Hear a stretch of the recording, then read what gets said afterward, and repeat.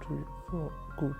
Ce mec a vendu un faux aéroport à une banque brésilienne pour 200 millions d'euros. C'est l'un des plus gros arnaqueurs de l'histoire et je te raconte son histoire. En 1995, Emmanuel Nundé contacte la banque Noroeste au Brésil et leur propose d'investir dans un projet de construction d'aéroport au Nigeria. Le truc, c'est que Emmanuel se fait passer pour le gouverneur de la banque centrale de son pays et donc il arrive à bien le baratiner et lui donner des datas. Et le pire, c'est que ça a marché. La banque accepte d'investir 217 millions d'euros dans le projet et leur envoie l'argent sur un compte bancaire qu'il pensait safe. Et bien évidemment, aucun aéroport n'allait être construit et tout ça n'était qu'un gros mensonge. Emmanuel et ses amis vont utiliser l'argent pour s'acheter des villas de luxe, des voitures et ça aux quatre coins du monde, au cas où de ne pas tous se faire prendre s'ils se font choper. Et là, ils commencent vraiment à vivre leur meilleure vie. Boîte de nuit, fête, voyage, la totale. Sauf que 2 ans plus tard, une autre banque, Santander, s'intéresse à l'histoire. Et elle se rend compte qu'une bonne partie de l'argent s'est retrouvée aux îles Caïmans. Et de fil en aiguille, ils arrivent à les retracer. Et en 2004, Emmanuel se fait attraper